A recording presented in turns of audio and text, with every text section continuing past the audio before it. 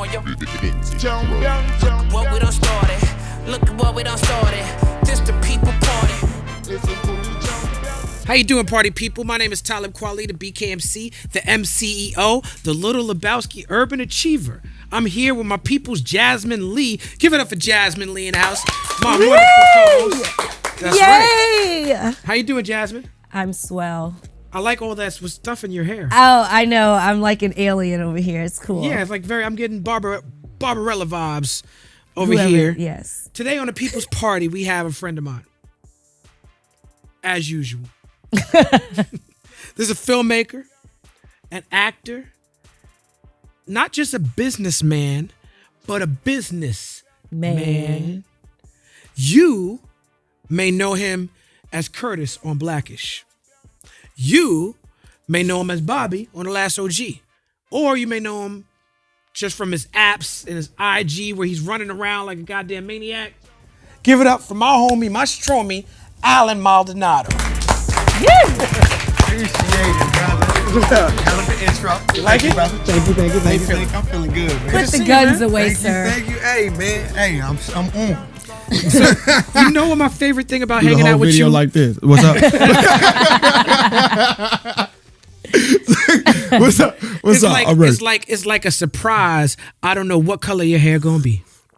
I mean, I figured myself out in life, man. And in Spain, I give it to Spain because Spain was life changing for me. My first time in Europe. Yeah, I just got back this summer. I was out there the whole summer, and I discovered something about myself, and is that I am consistently inconsistent. Like whenever you see me, it's gonna be something different, and that's just me. Okay, so I've discovered that. Yeah, that's a good way to be. Hey man. So you have, all right. So I don't even know where to start because you have so many things going on right now. Can you run down your priority projects right now? Ooh, man. I mean, that's the crazy thing about it. Like I was sharing with the ladies upstairs is that like I try to take over the world in a day. So I'm learning patience. I'm learning to really cope with that. But I have so many things. It's divisions more than anything. Like as far as Alan as the actor. Okay. Everything from I got a movie with Jamie Foxx called Power coming out. I got a cartoon called Maya and 3 with Netflix. I have another TV show that I'm starring in called Sneakerheads. What's some other stuff? And I got some other shows that I'll be doing cameos in. It's crazy. I can't even remember some of the names. It's been so busy. Oh my God. Yeah, like really. Like, I ain't flexing. But I'm flexing. I ain't flexing. But yeah, I got some cartoon stuff coming out. I did the Ninja Turtles, which was like super cool. Like I was a Michelangelo Raphael fan since I was 6. I had all the characters. My grandma in New York used to mail them every Christmas. I used to get like 20 of them things. So to do the cartoon was, man, a dream come true. I'm doing that. Then I got another cartoon called Lane of Avalar I'm in as well. So I got, like, that is just acting. That's just acting. When it comes to my music company, Get It Done Music, like, I'm proud to say that we're a TV and film placement company, and we're partnered with basically every major publishing company in the world. Okay. We just did that this summer. Very excited. We completed 60 albums this year and on route to do 100. We just secured our first music supervisor for a film through the company. And we're getting placements every day. Like it's that thing has just exploded to a whole nother level in the past year, which I'm very, very proud of on that.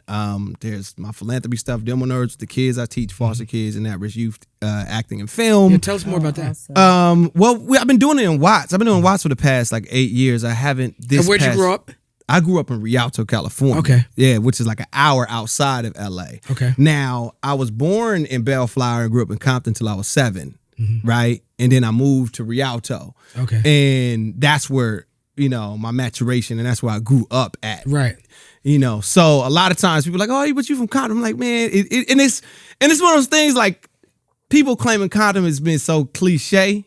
Like everybody says it. Like I just never wanted to, even though I'm literally, my sister went to Dominguez. I went to Tower of Faith. I lived on White Ave, which was crazy. On the other side of the block, that's where Anthony Anderson lived on White Ave. Shout out to Anthony Anderson. Yeah, shout out to the big homie. Yeah. and he lived like on the other side, you know. But that we moved from there when I was 7 because my neighbor got killed, and my mom was like, hell no, like I'm moving you away from this. Like we're not gonna be around this gang banging life, the whole nine. But everybody in the 90s around that time had the same idea.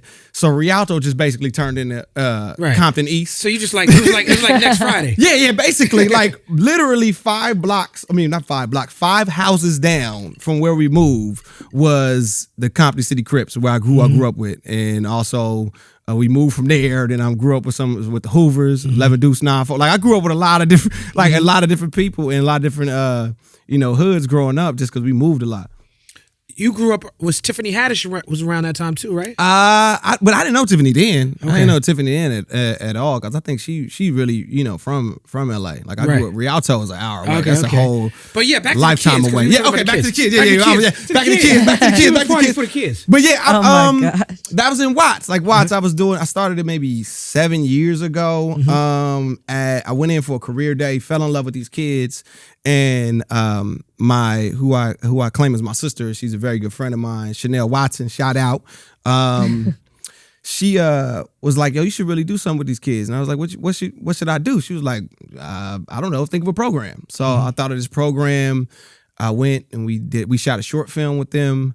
They got to, basically develop the story, star in it, help direct it, produce the whole 9. And these particular group of kids, there was about 12 of them, their entire, being changed. And I had therapists walk up to me and say, what you did in this past 6 weeks has taken us a year and a half with a lot of these kids. And I refused to hear their stories because I didn't want to subconsciously be biased to any of the issues that they were just kids to me. Right. They were just kids to me and they wanted to be treated as such. And I think a lot of times when you come from these very, very harsh upbringings, people tend to be gentle with you or tend to be, handle you with gloves when it's like, wait, just treat me. I want to be treated just like everybody else. I want to be treated like a normal kid. And I think that's what I did for them. And it's been a program I've been proud to do for the past 7 years, even though this year I've been so busy. Usually I try to do it in summer or when I have some breaks, but it's been crazy. Now you also been like running around everywhere. Yeah. I'm a runner now. Yeah, so I'm a runner now. Knees out. Like shout out to the Knees Out Coalition, my crew. Man.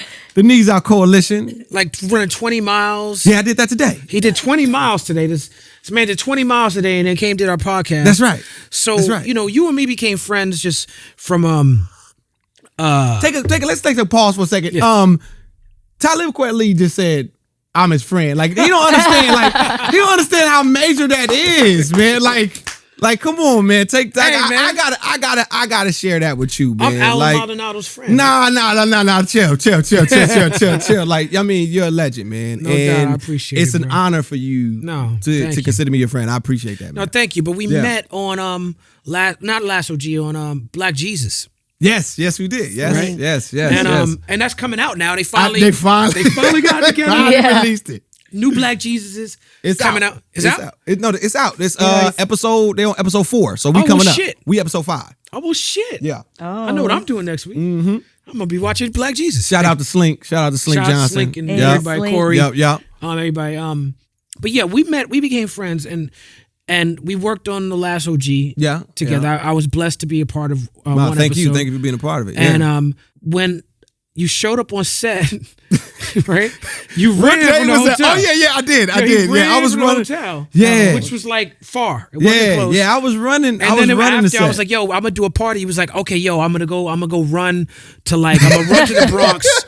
I'm gonna run to the Bronx and I'm gonna come back and maybe I'll come back and have a drink at your party. Yeah. But you was training for the New York City Marathon. Yes. And now this year you are also training. I'm actually running it this year. I got injured. Like I did all that training just to get injured a month before the New York Marathon. Okay. But I wasn't gonna be able to run it anyway. I booked a movie, so it was in New Orleans. It would have been crazy me to go run that thing and then fly back and try to be on set broken, because that's what happens when you run a marathon. You're broken afterwards. Right.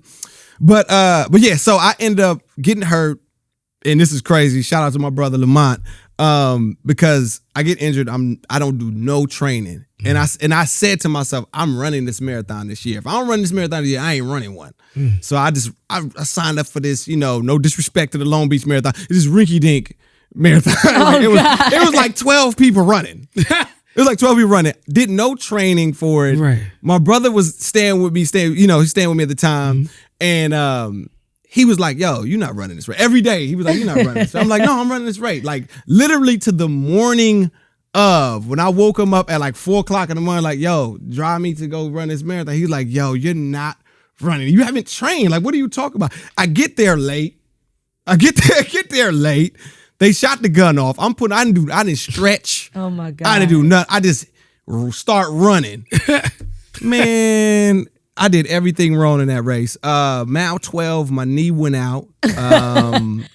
Mile 20, my back went out. Yeah, that was a mile. My back went out. Then mile 22, my foot went out. And I ran the last four. I ran the last four 26.2 afterwards, only to discover afterwards that I broke my foot. So I ran the last 4 miles with a broken foot. With a broke foot. But I'll say this, and as crazy as that sounded, as I continue to run after such dramatic and devastating, stuff that happened to me on running the marathon, is that crossing that finish line was one of the greatest feelings I've ever had in my life. My God.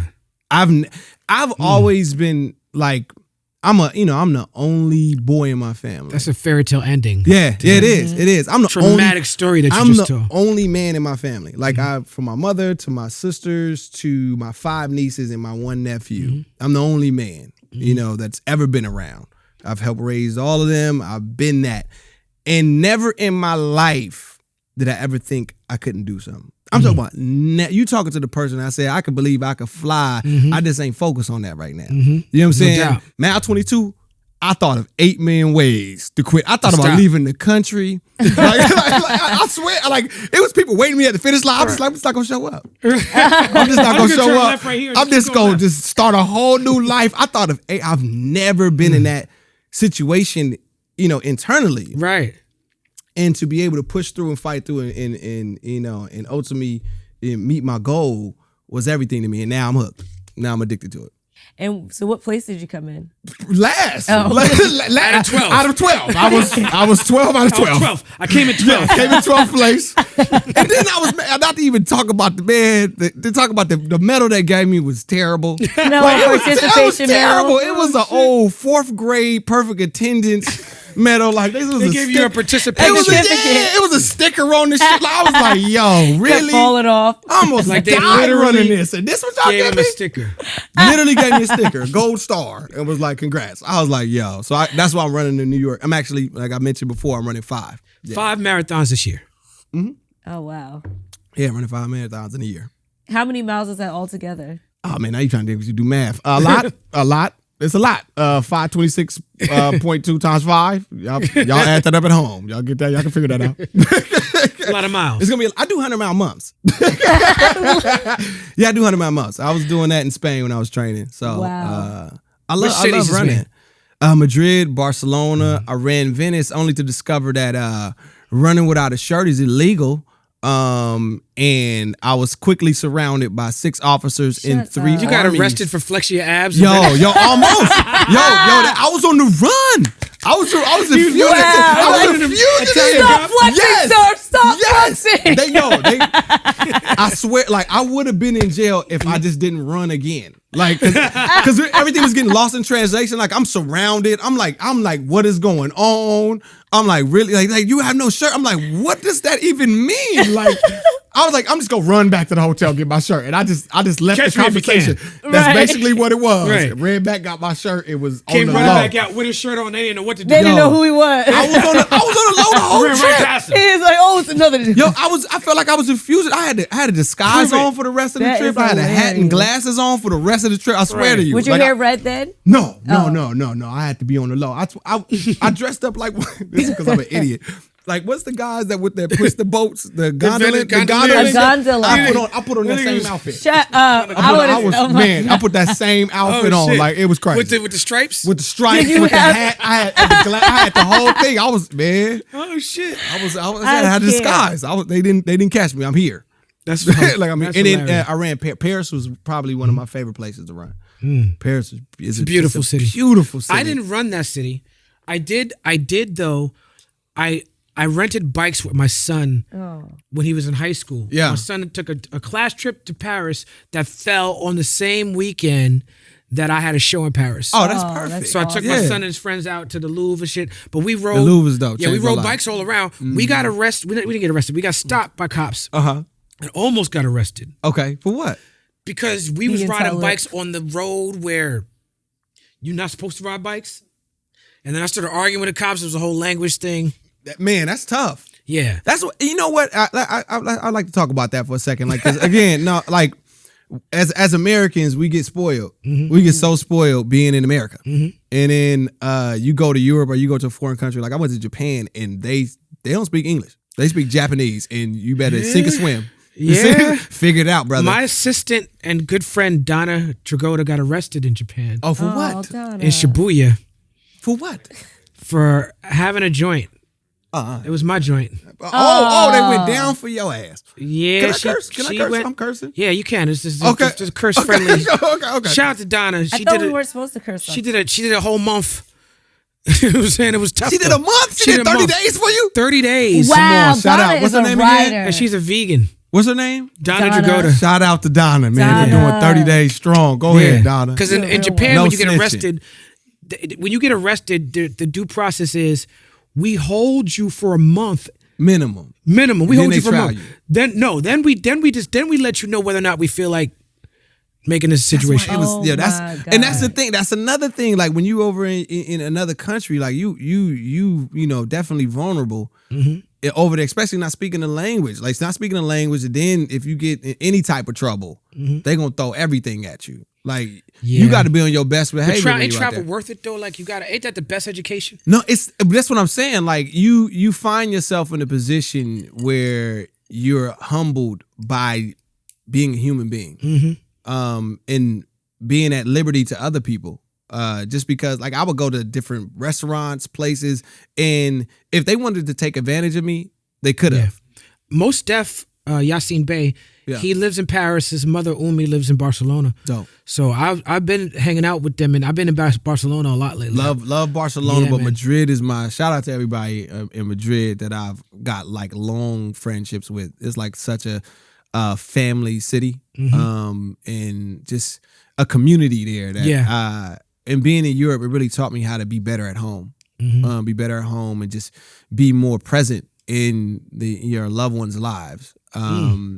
Just because, like, when they work, and then when they off, they off. Right. They got You their talking about, like, siestas. They got their Yeah, siestas. siestas and spend family dinners, big family dinners. Yeah. Yes, like, and that's every weekend. And it's not like it doesn't feel like pressure. I'm all about the siesta life, by the way. Come on, naps Same. is a real thing. Yeah, nap talk, life, man. nap gang, nigga, nap gang. Nap game all day. I need a nap every day. Talk about it. I literally have Talk to about it. It should schedule be it. it's mandatory in Spain. Mandatory, like 3 hours shut down. Yeah, man, you get more done that way. Exactly, and that's what again that taught me balance as far as me, because I'm such a workaholic that I had put myself in a position where I just got burnt out. I just got really burnt out, and internally, because I'm always been internally motivated. Like I will find something to bother me to motivate me. I will again make an enemy. I'll make an enemy out of this pen. Like, man, I ain't got no pencil. All right, I'm about to go hand with it. Like, you know what I'm saying? Like, I'll figure something. It just because that motivates me, and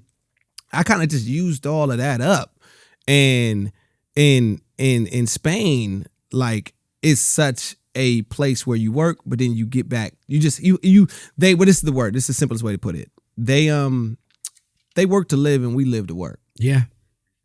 You know what I'm saying? Yeah. And I had to bring that back. So as much as I work, I gotta have just as much fun, if not more. Right. Just to have balance in my life. Right. And that's been one of the biggest adjustments I've made since coming back. No doubt. You tell me about your love for short films and your app, the Everybody Digital.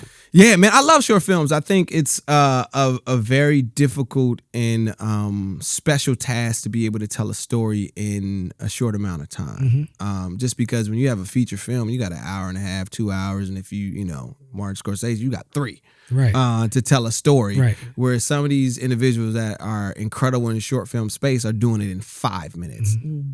Like that's just like 5 minutes. Right. Like, and they're telling heartfelt stories and they're moving you. And I think that's special. And I think it's something that as we as a society grow with shorter attention spans, I think that's where a lot of the entertainment is going anyway. So I wanted to be able to create a platform to, generate income for these individuals. As of now, there's no real money in the short film market where our genre, our category, however you want to put it, just because these other industries have evolved. Commercials have evolved. That's $1 billion industry. TV, film, $1 billion industry. Music videos.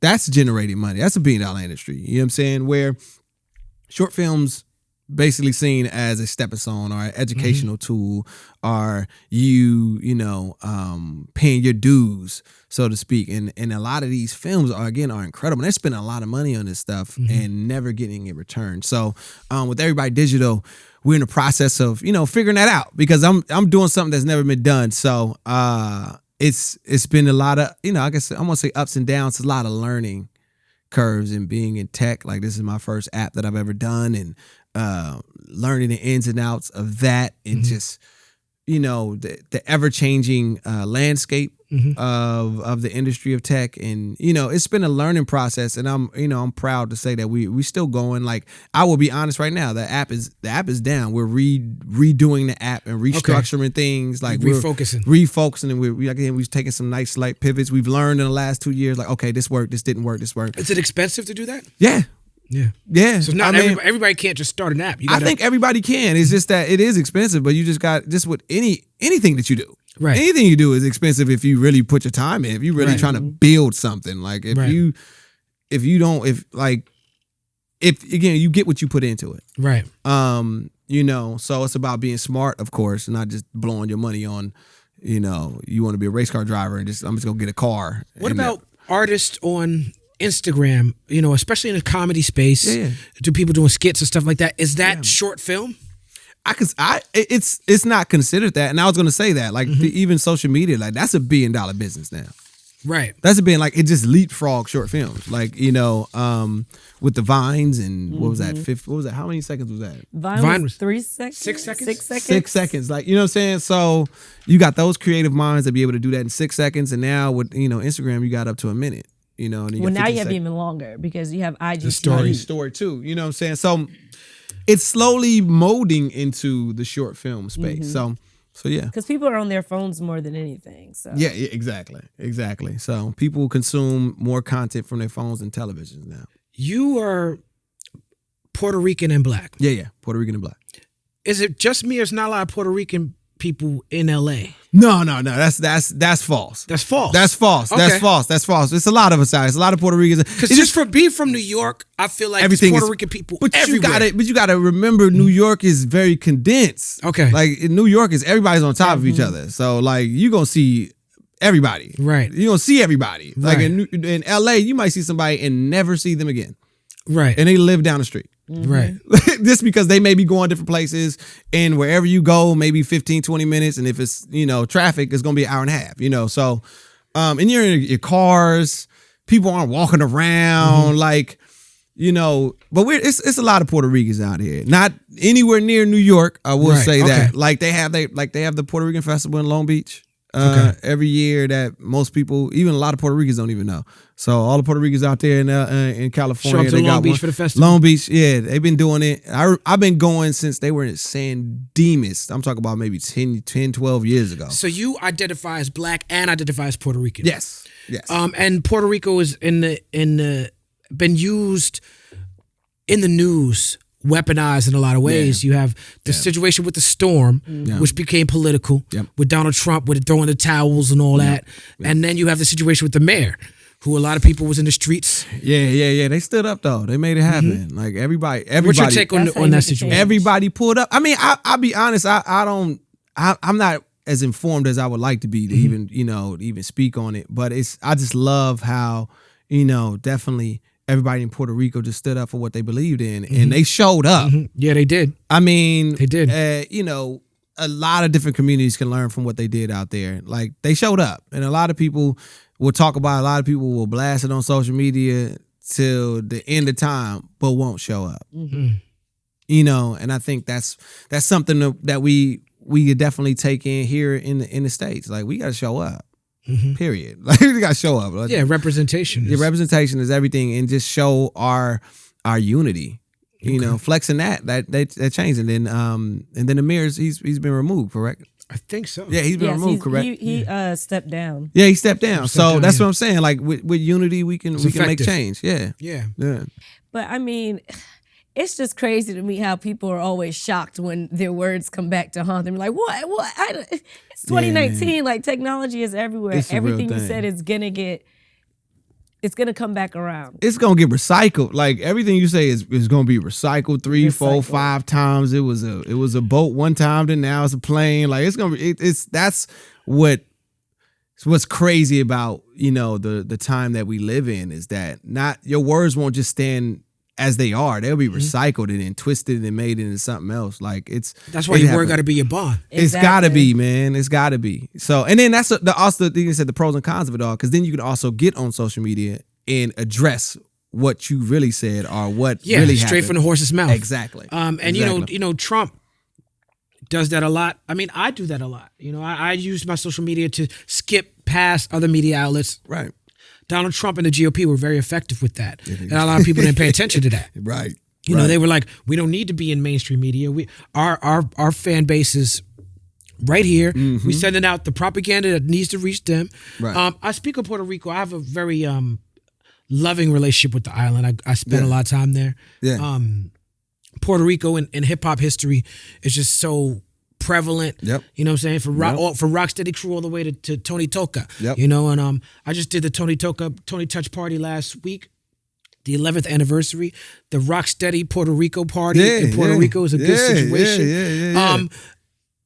As a hip hop head, and I know you a hip hop head. Yeah. Let's talk about it.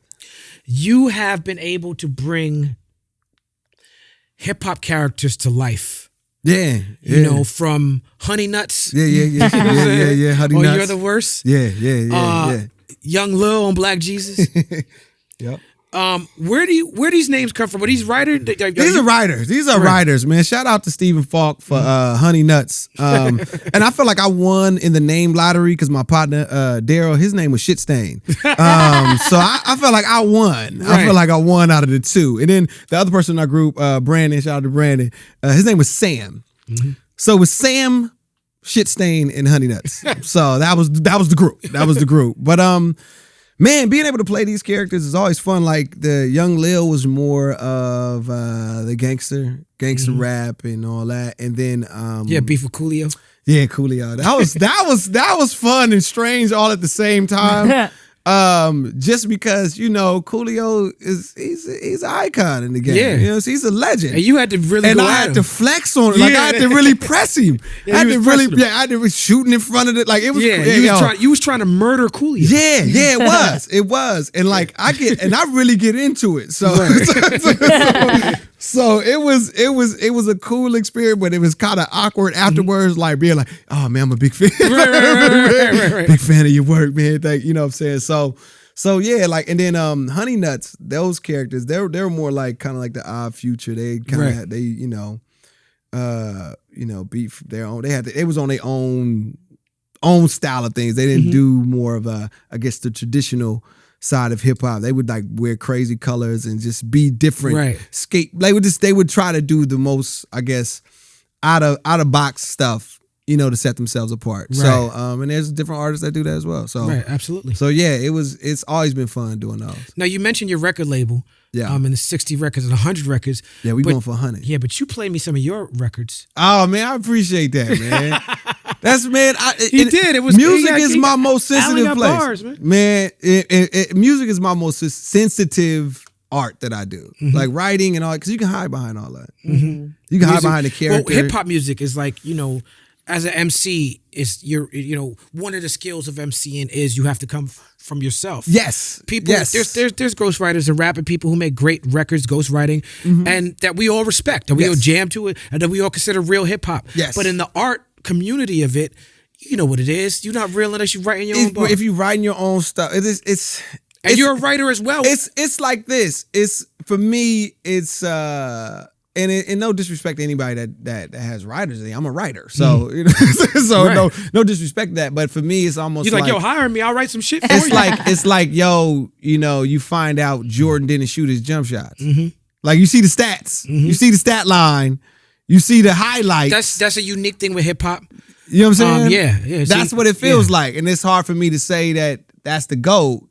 When you didn't put the jumper, you didn't put the mechanics together. Like you didn't sit in the gym for 3 hours to master that jump shot. Right. You showed up and then they gave you the stat line. You look good doing it. Yeah, look good doing it. You know what I'm saying? So yeah, that's just me. That's just my personal opinion on it. Yeah. Now as a writer, you are a writer on Blackish. No, I'm not a writer on Black.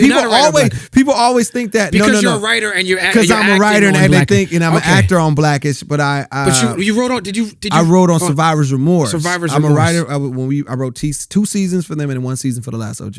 Okay. Yeah. Now, so I shout out to Angela Nissel. Yeah, shout out to Ange. That's my partner. Shout out to Angela Nissel, who's an incredible human being and a fantastic writer. Yes, she is. And hilarious. She brought me in the writer's room for Last OG. Yeah. And being in the writer's room just before, I was humbled as a writer, as an MC. That's dope. I was humbled to see how that worked. As a fan of television, we same age, so we grew up on the golden age of television. Actually, right now is the golden age of television. You know what I'm saying? Like, television has evolved to a place that's never been at before. Yeah. But I was humbled by the experience of being in that writer's room for that show. It's such a great show, and you was in that room. Being in the writer's room is a whole another experience. And just to kind of give my writing history, most people don't even know that at the age of 17, I was approached by Michael Caine. He was not Michael Caine the actor, but the writer. He wrote All the Right Moves for Tom Cruise, Southern Comfort, one of the Jaws. Like he was popping in like the 70s and 80s. And Michael Caine the actor was also in Jaws 4. Oh, he might have. That could have been a Michael Caine. That could have been a whole. Yeah, that could have been. Man, you just blew my mind right there. But yeah, so he met me at 17, and I remember the conversation like it was yesterday. He walks up to me, 60-year-old, like he had a 60-year-old white man come up to me like, "Hey, I think you can write." And I said, "What the fuck are you talking about? I hate English." I said, I hate English. What are you talking about? He was like, no, that's structure. I'm talking about creative. I said, all right. He was like, well, this is what I need you to do. You come stay with me, stay in my guest house. And I said, wait. I said, no. Don't. Hey, I need you to stop right there. I'm gonna let you know right now. I got no problem whooping the 60-year-old man's ass. He was like, no. It ain't nothing like that.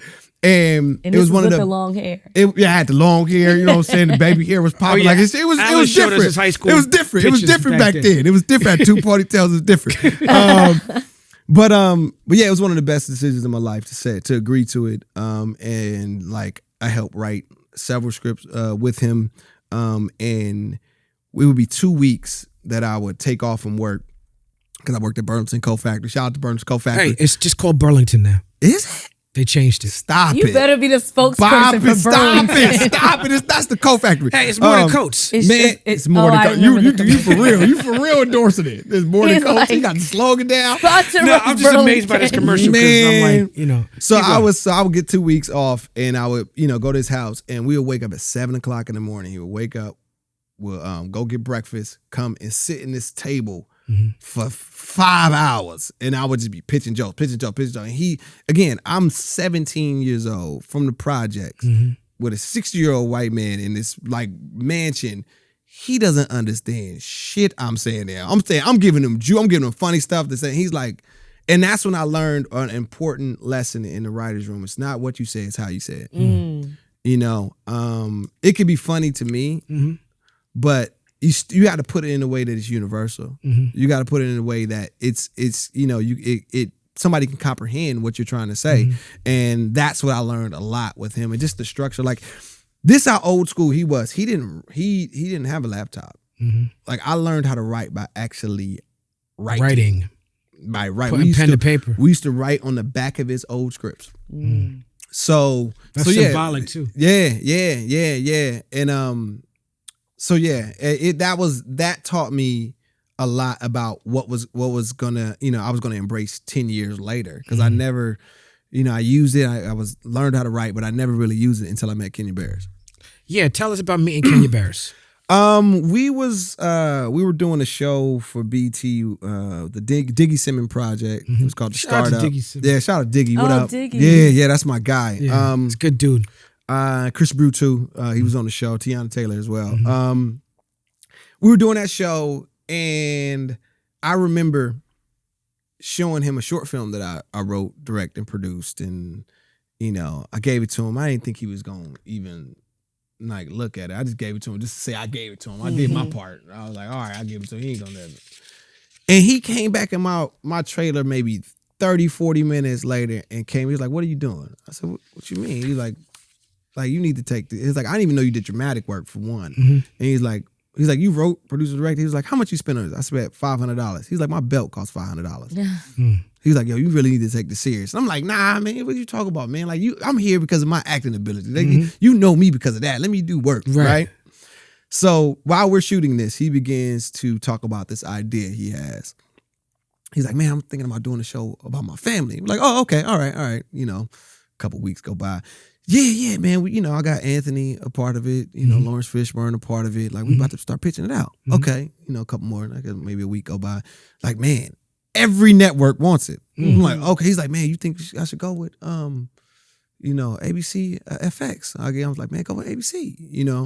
Not to say that I was the driving point of the decision. We asked my opinion. And then fast forward 8 months later, I see his life change. His entire life changed in 8 months. I'm walking through his, compound. He got 50 employees at the Disney lot. We walk into his office, and it was probably the greatest thing I ever saw in my life. Wow. The greatest thing I ever saw in my life. And because you saw it from the seed. I saw it from the seed, and also I didn't know, writers was getting it like that. I'm gonna be honest with you. Like, he'd be like, yeah, we be at Clipper games because he's a Clipper guy. Mm-hmm. And it's Lakers all day. He's a Clipper guy. He got the Rolex. Like, and I'm like seeing them Rolexes and stuff. I'm like, wait a minute, only rappers got a Rolex. Like, wait a minute, rappers act like no, writers is getting it. And I was like, oh. Okay. And then when I saw that happen with the show, I was like, oh man, let me go ahead and get to it. Get to the pen. Yeah, let me go ahead and get to the pen. Let me put this pen to this paper. And a year and a half later, that's when I was writing for Survivor's Remorse. So he ignited the writer in me. And it's for one sole reason. It's that physical representation is as important as air to an artist. Being able to see someone that looks like you, sound like you, do something that you want to do is like it's mind blowing. It's like a chemical thing that sets off in you. That's right. That you can't deny. You can't deny seeing someone do something, and then when they look and sound like you, like he's from I believe Inglewood. Okay. And what's fascinating is this. What's always fascinating, like things that he does, I love, admire, and watch, and and am humbled to be family to him, and a friend, and to watch. Like, he's tatted from neck to knuckle. Okay. Nobody even sees that. Right. And I remember you're right, because I've seen pictures of him, and nobody even sees that. Yeah. Nobody even sees that because he's bigger than that. Who he is as a person, you don't even acknowledge that. And that's the representation that I love. I want to represent. Like, I try not to dress any different than when I dressed back in the hood. I want to be able to show the kids that when I was growing up, the doughboys around the neighborhood, they had all the cars, they had all the chicks, they had all the jewelry, they had all the clothes, but they did it a certain way. Mm-hmm. I'm gonna pull up in that with the replicas. I have an '86 Camaro at the house right now that I bought because that's what the doughboy had in my neighborhood. Mm-hmm. But I bought it from writing. Right. You know what I'm saying? Right. So I want to be able to Showing show his those same options. kids in the hood that, look, you ain't got to switch it up. You ain't got to deny who you are or your culture to be able to be successful. Mm-hmm. And that's what that physical representation, I mean, that's what he represents to me. And he did I think it was Hollywood or Variety. He did a cover, and this was fascinating to me. Like, he did a cover, and it was about the like top execs, you know, the new generation or whatever. I forgot the cover, but it was him and, you know, 3 other white execs. Mm-hmm. They were all in suits. He was in a hoodie and Jordans. Like, that right there is powerful. Yeah. To me, because I'm coming from the hood, and that's how we dress. Right. But it's being, I guess, changing the narrative is everything to me. Being that, yeah, you may see and look and be like, oh, that's a thug, but no, that's a writer. Now, Blackish has had episodes that have affected the national consciousness. Yeah. You know, that Blackish goes into subjects, and it does it, and Blackish is a show that could still exist on ABC. Yeah. You know, during prime time. Yeah. You know, so that's the time, that's like the safest time for America, right? But Blackish wades into these safe spaces. Yeah. And deals with issues that are not safe. Yeah. And apparently America needed this. Yeah. So was there a moment that you knew that Blackish was having the conversation that America was needing to have? Wow. Or an episode? You begin to notice when you go around and people are, you know, talking about your episode. Not in a way of just being a fan of you as an actor or what you do, you know, the allure of it all, but actually being engaged with the content is powerful. And that's what Blackish does. It starts a conversation. I love what they've done with the show, how it's not just one-sided. You get to see a variety of opinions and a variety of ethnicities and their take on it. And you put it into a pot, and then it's however you want to, you know, digest it. And with the way comedy works, it's, you know, what is it? You put sugar, add a little sugar, you know, to your medicine or whatever, and it makes it go down smoother. And I think that's what they've Spoonful perfected. Of sugar makes the medicine. There go it down. is. That's it. That's it. So yeah, I can think it's a great way to talk about difficult topics in a comedic way, then brings everybody's walls down. Because as soon as you get to a place where people are sensitive, they automatically get on the defensive, and they begin to not listen, and all they care about is getting their point across. And I think that's where a lot of the tough conversations we have about, you know, race and, you know, immigration, everything, is that people get on the defense rather than actually listen to, you know, valid points on each side. Now, what about these episodes of Blackish that never aired? Oh, I wasn't in that episode. Okay. So I don't really know. I guess the situation. Have you with seen that. the finals? No, I didn't see any of that. I was like surprised that we were able to do the N-word episode. Right. Tell us about that episode. Like, that was crazy. Yeah, like, we on the Disney lot saying nigga. Right. You know what I mean? With the cameras rolling. Right. With the cameras rolling. I'm like, okay, this is, and it what was cool though is that I guess, like, it's just funny how comfortable. It was like the fish to water when we got to say it on with the cameras rolling. Man, it felt good. But the way they did it and the way they approached it again, put it in a way that I think everybody's opinion kind of got laid out. And what I really love about the show is that they don't try to make their opinion, you know, the all answer. You know what I'm saying? That being, it's this way or that way. They kind of just lay it out, give you different versions of different perspectives, and then leave it at that. I mean, if you put the truth next to a lie, the lie never stands a chance. You just got to present both. Yes. And just hope that you're on the side of the truth. Yes. Or just work to be on the side of truth. And I think people don't like to be told what to do. I think people like to, hey, just put it on the wall and let me digest and take what I want from it. And it's not for everybody to be reborn in a day. It's a process. It's a process. So that episode may help move a person closer to finding a valid opinion about whatever they feel is bad or good. Now y'all get to say nigga on Last OG though. Yeah, the first season we did. Yeah, okay. First season we did. A lot of niggas. First season we a lot of niggas. We shot them out, man. Yeah. We used up all of them for the second season. It was authentic Brooklyn. Yeah, you used a lot of nigga in the first season. Like they had to tailor us down for the second season. Now we was reckless. We were reckless, especially me. I feel like there's a lot of you and Bobby. I tell you what, it is, but it's a lot of me and Bobby. But I have so many personalities. I don't want to sound like a schizophrenic. But to be a good actor. You got to be. I grew up. Like I said, I was in Compton. I grew up in Rialto. My father's from Harlem, New York. I would go out there for the summers, and then from there, I would go to Alabama, which my mother's from, and I'd be in the sticks. Like my mother's from Raymond, Alabama. It's 30 minutes south of Montgomery. It's a mile from each house to the next house. It's for real color purple country out there. Like now it's still the same. And that's the like Black American experience. Like real black. We talked about the Puerto Rican shit. That's some super black shit. Like, no, for real. And that's the thing. Like, just to talk on that for a second. Like my uncles and like my mom walked out of either middle school or elementary when Martin got killed.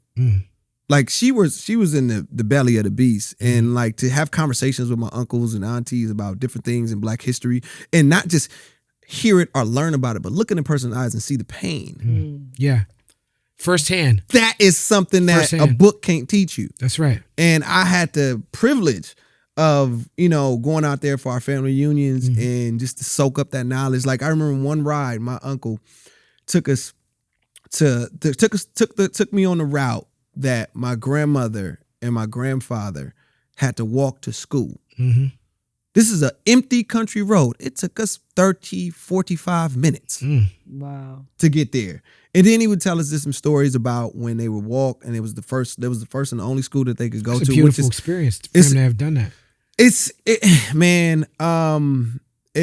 like looking back at it now, I didn't know how big of an impact these moments I would have with my family. But you still received the information. Yes, like you're still able to relate it. Like you could read it in a book, but then also when you hear from someone that actually experienced it, is a whole nother. Like he would tell about when they would walk the bus driver during the rainy days, the bus driver would purposely try to spray mud on the kids, on him and my aunt, my grandfather and my grandmother, and this different, just crazy, real situation where like, oh no, we weren't liked.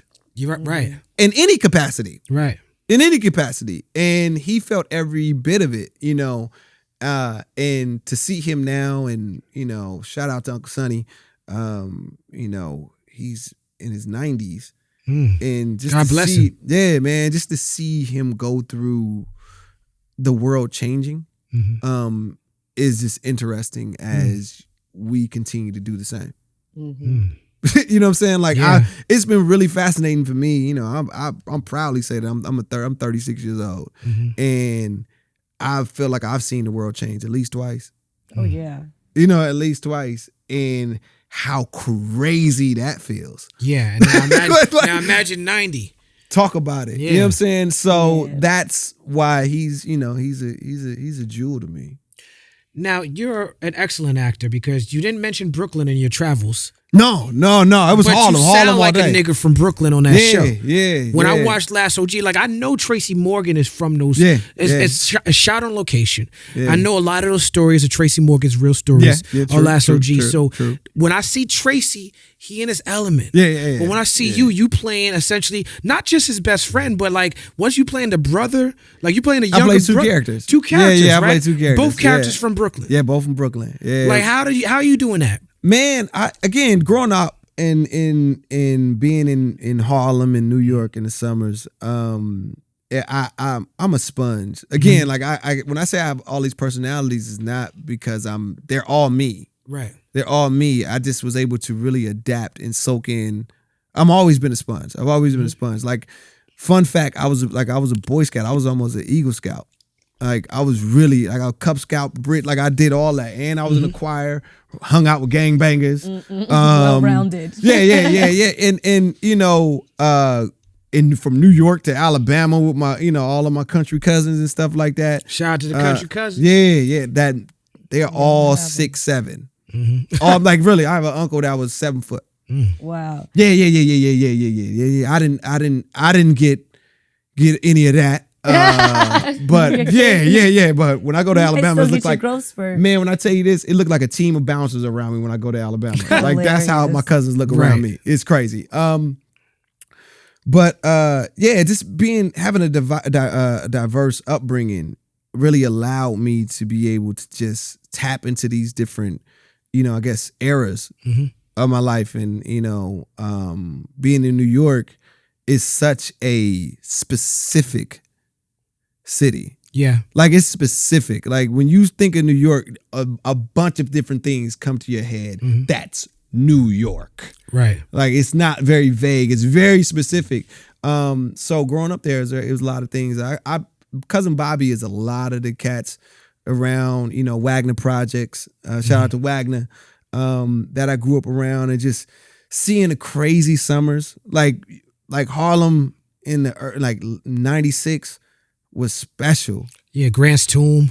It was it was Harlem Week. It was special, man. It was special. Oh, like just being outside. Yeah, Harlem had all the is girls. different now. Like I just remember just the like I said, the project was electric. It was powered by the people. And That's a bar. Now it's just you don't see it's not that same energy. Like the people have been pushed out. It's getting expensive. Yeah. I mean, Last OG dealt with that on the Brooklyn level, but it's happening in every community. It's happening in every community. Yeah. And like I learned so much. So all of those are influences from, you know, my childhood. Did you were you originally supposed to have a character on The Last OG? Did you write yourself in? No, that's good. I didn't write the first season. I didn't write it on the first season. I auditioned. And what's fantastic is that like the chemistry between me and Tracy Morgan was just instant. Like when I came in for the screen test where I got to perform with Tracy, I walked through the door. He screams out Cousin Bobby. We start improvising for about 10 minutes straight. How fantastic is it to work with such a legend like Tracy Morgan? I mean, you learn a lot. You learn a lot, man, about just the business, about how to carry yourself, how to run a show, how to, you know, constantly work on your craft. Like you've been on set. Yeah, I was on the last episode of season 2. Yeah, and Tracy was on my ass. He's in the best way possible. Yes. Like he's an artist, and he was like, "Yo, always working. Like act, nigga." Like he was on me. Right. And he wants you to be the most authentic that you can be. Yeah. And you want that. You want that from your lead. You want that from the person that's the captain of the ship. You know what I'm saying? You want somebody that's going to be able to motivate you and also not be afraid. Right. To, you know, say, hey, let's try this. Or no fear, like Nina Simone said. Yes. He's like an uncle. I met him at Laugh Factory Chocolate Sundays, and he like he captivated us for probably about an hour and a half because it's like you better not walk away while you're talking. Because he working material. Every time that you in a conversation with him, he working material. Oh, yeah. Every conversation he working material. And he that's played me as R&B. You see? Tracy Morgan likes to redo like Guy and New Edition songs. Yeah. And he be really singing them shit. And his son produced. His son produces it. His son is nice with the R&B production. So his son really be producing out of these songs. Like they about to come out. Mixing them down and Tracy just singing like Keith Sweat. Yes. You know what I'm saying? Hilarious. He be going in. You were on a soap opera. Yes, I was. I heard you in an interview talking about, you said you played a character named Jamal on like 3 different soaps. Yeah, Jamal is a name that they you know, Hollywood loves a Jamal. That's my little brother name. Not my little brother, my younger brother. Excuse me. Jamal is a safe black guy's name. Man, and it was like they freed, because my older brother, Kiko Ellsworth, shout out to Kiko, he played Jamal on General Hospital. He got killed off. And then that's when I got Young and the Restless, and I guess Jamal was available, and then Jamal, and there I was Jamal. And yeah, I love to say that I was the cat that was I brung cornrows to Young and the Restless. Okay. Yeah, I brung cornrows to Young and the Restless. It needed that at that time. Yeah. I had to do that. Then Shamar came with his. Then Shamar came with the Soul Train cornrows. They didn't have it Shout in out to all. Shamar. Shout out to Shamar, man. He showed up. I did Soul Train when he was the host. Did you? Yeah. You know, and it's another fun fact. You know, I used to dance on Soul Train. You did? I didn't know that. Shout out to Avion Crockett. Shout out to Avion was on there with me. That's right. Yep, I probably was there the day you before. That's right. Yep. Was that like a background thing back then? Yeah, man. We got paid Okay, yeah. cold KFC chicken and Shout out to It's Don like audience Cornelius. work. Word. Yeah, that's how I used to dance. But while you were doing those soap operas, you got in a bad car accident, right? Yeah. You know, it's crazy. I've gotten to a point where I sometimes forget it, in which I got to stop that. You always forward progression, brother. Yeah, but that was a life-changing moment for me. Yeah, similar you said that to me. Yeah, similar to what the marathons represent to me, and all of that. Like I was on Young and Restless. I thought I made it. Mm-hmm. You know, I was making 1,000 a day. I'm balling. I'm on I'm on the Home Shopping Network buying swords and shit. Like just random stuff. Like, why am I buying this? Because I can. Making 1,000 a day. Get out my face. God, there was no you know what I'm saying? Like, get out my face. Still living at my mama's house. Dude, I'm making 1,000 a day. Chill. I got my neon outside with the hubcap spinners. That was me. But yeah, so I was, shit. I was changing my, I quit my job, quit Burlington Coat Factory. I was on. It's just Burlington. Yeah, Burlington. Yeah, Burlington. Sorry, Burlington. So I quit Burlington and I was just doing, Young and the Restless. And one night, I came out of my acting class and I was hit by a BMW Roadster walking. And he was going 65 miles per hour. Jesus. Yeah, I flew in the air, landed on my face, about stitches here, on my chin, on here. My right leg was broke and my spine was curved. And the crazy thing about it is this: growing up, in my area, I was the pretty boy in the neighborhood, and like you touch my face. I see the pictures. You seen? We did see the pictures. You seen when I was dropped with the press. I had the press.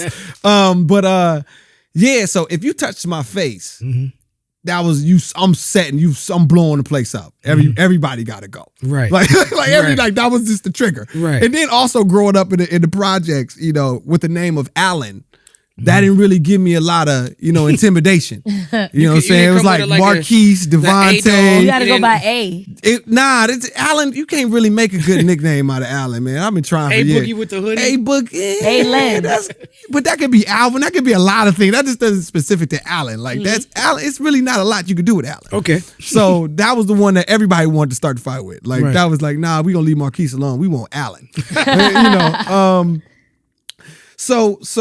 Yeah, so after being hit, I came to, because I don't, the blessing is that I don't remember anything. I just remember waking up, and I remember the young lady's voice. I can't even remember her name right now, but I'll never forget her voice and her talking to me, like, are you asking me these general questions? And I was like, why are you asking me general? Like, what's your name? I'm like, it's Alan. Right. You're like, how old? I'm like, why do you keep asking these simple ass questions? Like, what are you talking about? I'm trying to stand up. Has she seen it? No, she's over me at the accident. Right. Like, I flew in the air, landed on my face, slid underneath another car. Somehow the car that hit me jammed up underneath another car, and I'm in between both cars, underneath. And I guess they dragged me out, and she's holding my head. I don't know, my face looks crazy.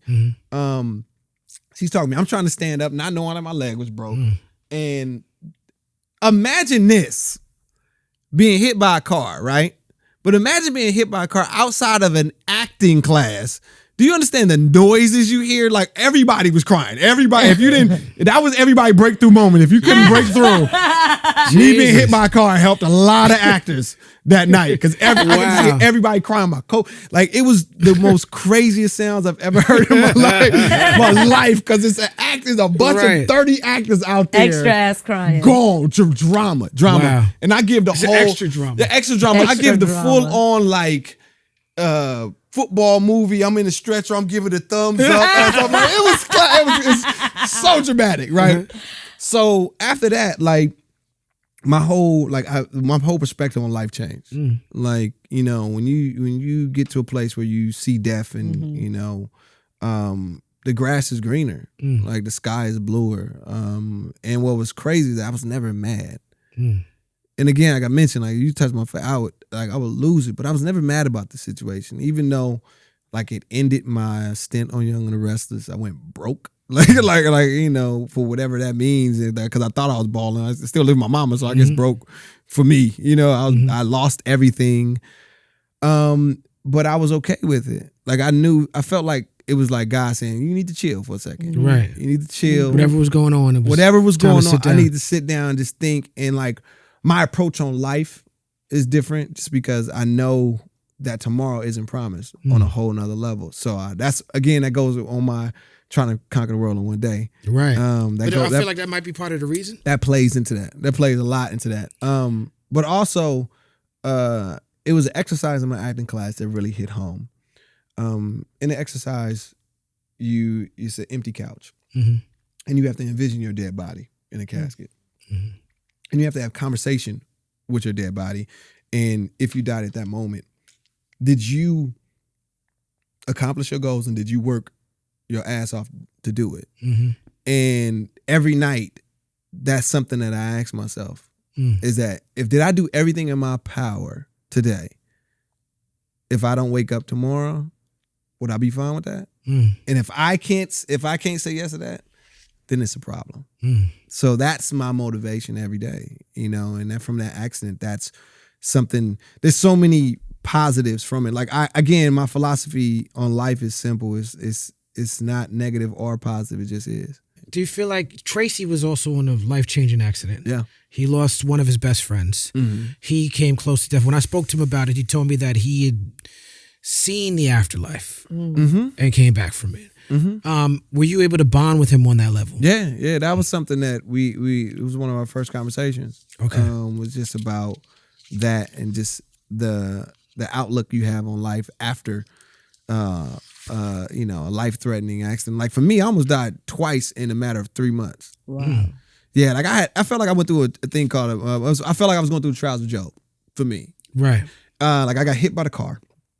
2 weeks later, I got bit by a spider that almost took off my left arm. That's some California shit. Yeah, I got bit by a spider. Were you hiking? No, this is 2 weeks after my accident. It was far from hiking. No, I had a boot. No, not. I was asleep on the bed or the couch bed downstairs, and it was by a fireplace that we didn't use. So the spider must have came down. But like my whole arm was swole, like this big. I've never even seen a needle this big, but it was with antibiotics. And I had to stay in the hospital for a matter of like 3 hours, and they had to put in small increments every 15 minutes to be able to save my arm. Like, and then, was it a month and a half after that, I was back driving, and I pull out of a gas station, and you know how the first lane, they stop to let you out? I pull out, the person in the other lane didn't stop. And this is the craziest thing. I saw this lady going, she had to be going about 65, coming dead at me. And I literally looked at her. I looked at her dead in her eyes and was like, oh, I guess God missed. And I'm not scared. I was relaxed out of this world. And she hit me and we slid, you know, like almost a half a block. That's how hard she hit me. I walked away without a scratch. Wow. My driver door is in the middle of my driver's seat. My driver's in the middle of the driver's seat. My dashboard was cracked. That she bent my frame. That's all I hear. You blessed, brother. Yeah, man. Yeah. So again, like that's a part of a lot of my motivation is due to that accident. That's why I say I need to remember that time a little bit more. Just because it's constant, you know, motivation for me. Now you had a chance to act with Denzel Washington. Yeah, that's crazy. As an actor, what lessons did you learn from being around that man? The biggest lesson? Yes. He told me to sit my ass down. That's the biggest. Like it was crazy just because it was day one, and I'm full of energy. I'm bubbling. I'm talking to everybody. I'm like entertained. I'm putting on full shows. Right. He like, we got 3 months of this. He's like, sit your ass down. Sit your ass down. He's like, you need to learn to pace yourself. So now I've like taken that to a whole nother level. So like every time I do projects, everybody's taking random pictures of me sleep in the chair. Cause as soon as I cut, I go sit down. Yeah. So I go sit down. Then usually I just fall asleep and just rest up. And I'll be powered up. And people are like, oh, how can you have all this energy for these? I'm like, I just take power naps all day. Shout out to Alan because we were supposed to interview him like a couple weeks ago. Yeah. And then our schedules didn't match up. And he showed up here at the People's Party set. Yep. He said, I'm just going to kick it and hang out with y'all. It's the People's Party. You could kick it. Yep. He sat down. He took a nap on that couch. Took a nap right on the there. couch. Yeah. I'm good. I'm a master. I can take a nap standing up. You know, Alan, me and you have something in common. I too have worked with the great Denzel. Oh, word. Yes. On what project? I can't say. Really? Oh, okay. He ain't told me yet. I rode in the car next to him. So okay. It's fine. That's close. It's fine. That's close. You know, I can't tell the project, but he did say, "And what are you gonna do, ladies?" And then said hello, and I was like, and it was great. It was great. But the funny thing was that the movie is before cell phones, and so we actually couldn't have our cell phones. It was like, okay, he's coming in, no cell phones. What movie was this?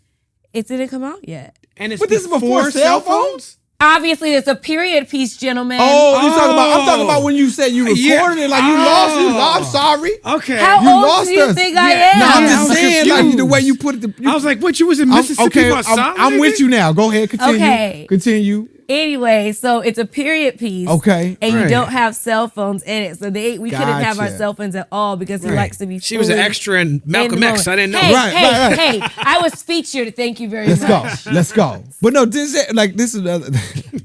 This what's dope about working with Denzel is you're literally watching a master. That's right. Mm-hmm.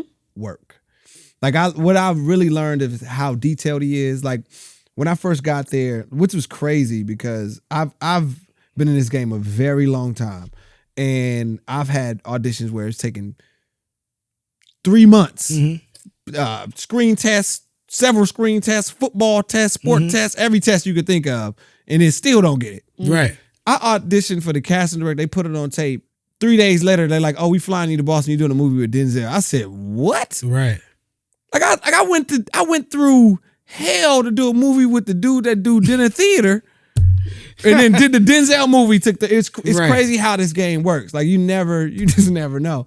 But in working with him, when I get there, I'm signing my contract, and all of a sudden I hear his voice.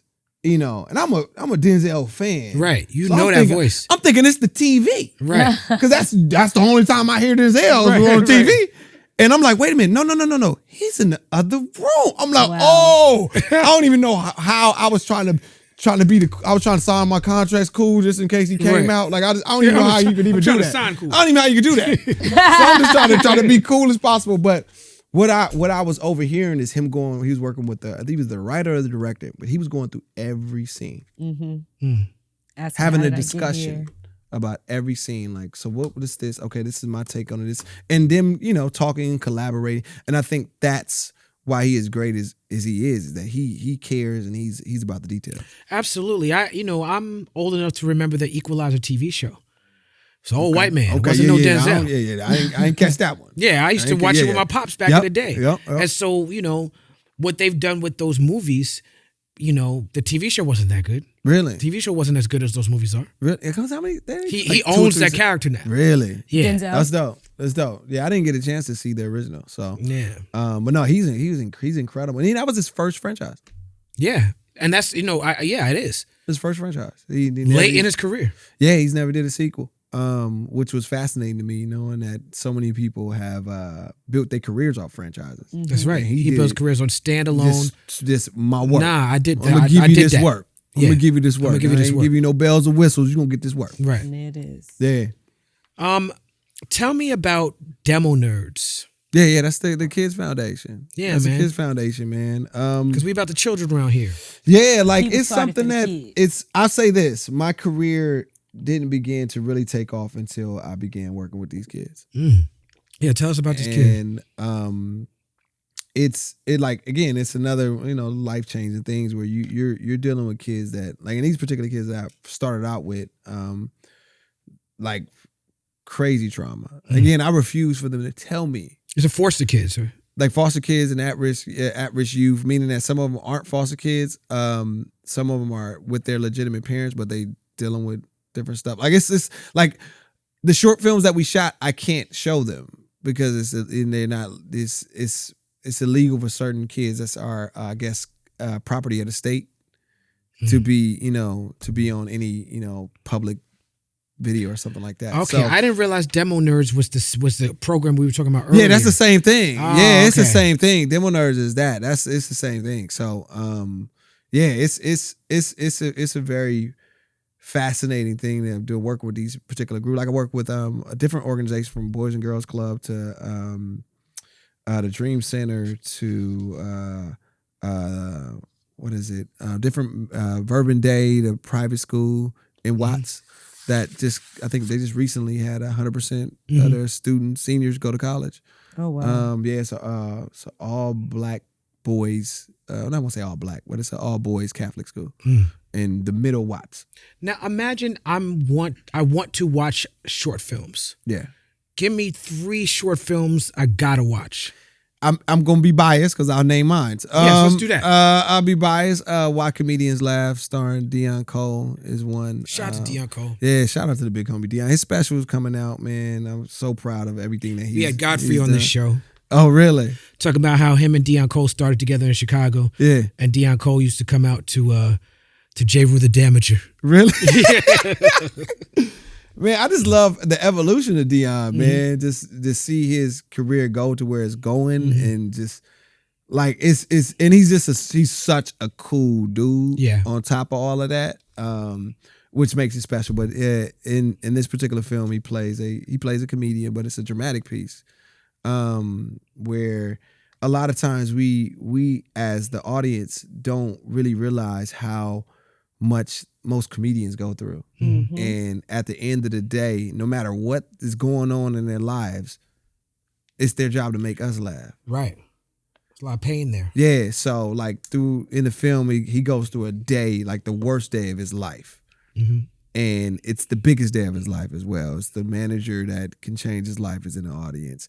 And like he goes from everything from losing his mother to down. It's a terrible day. And he still has to go on stage and perform. So that one, Narcoleptic, starring Miles Brown, and my brother Lamont Stevens. He wrote the script. That's a really, really fun kid comedy as well. And then I'm doing another one called Unstuck. My boy Anthony Jefferson wrote and directed that one. But it's a real kind of sci-fi piece of dealing with multi universes. Wow. Meaning that like your soul is traveling through different timelines where you could be, and usually, and the way the film is they usually stay around, your soul usually stays around the same 4 people.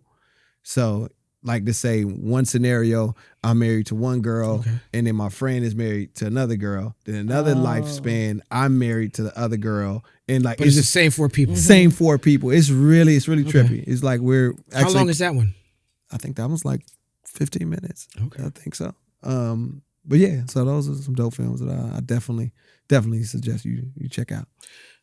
Martin Scorsese, you brought him up earlier. Yeah, he recently said that the big budget popcorn action films are like theme parks. It's like going to see like Iron Man is like going to a theme park. Yeah. I actually agree with him on that. People love theme parks. Theme parks are not bad. people love theme parks. I'm not mad at theme parks. Yeah. You got a chance to be in the Marvel universe. Yeah. And you got a chance to act with Sir Ben Kingsley. Yeah, man. Tell us about that. It's Gandhi, man. like no, but he wasn't Gandhi in the Iron Man. Nah, he wasn't. But let's put some respect on his name. Like, I mean, other than gangster Gandhi. Yo, but he already got respect on his name. He had a sir in front of his name.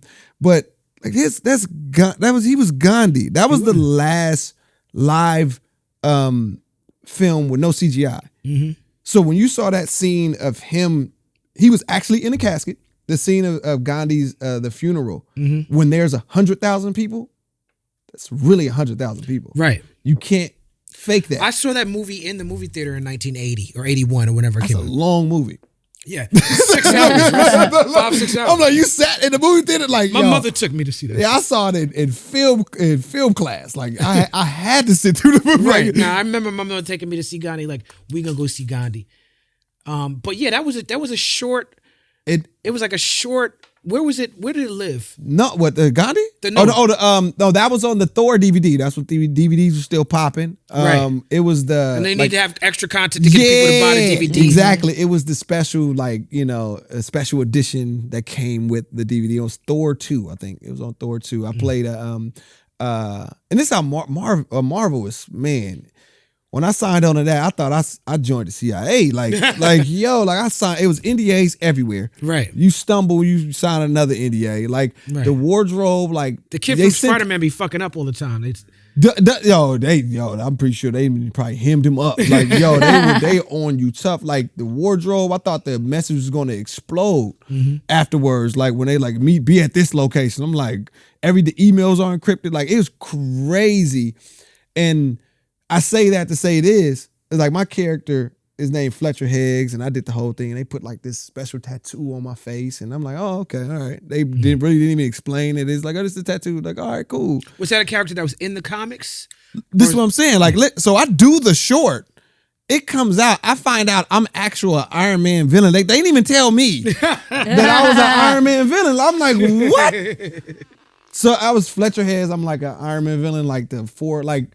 The comic book heads, they serious. Like they serious. Like they somebody hit me like, you a Marvel. I'm like, what? Gave me like his whole back history, who he related to. It's like, I'm like, wow, this is in depth knowledge that I did not know. Like about a character that I'm playing. So that's how Marvel is.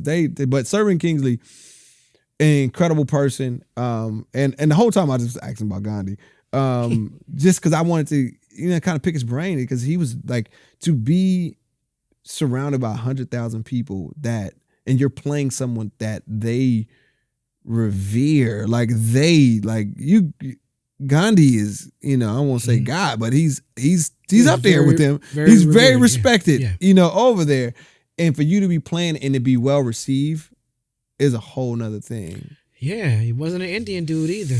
No, exactly. And the way he played it, acting for that ass. He killed it. So, man, it was just an honor. Like I've been blessed to work with a lot of incredible actors, and during my and for me, I feel like I just started. Like I haven't done anything. I agree with you, brother. I feel like I haven't done anything. I don't agree that you haven't done anything.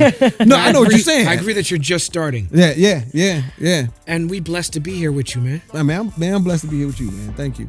Alan Maldonado. There it is. Alan Maldonado. Thank you, guys. Thank you.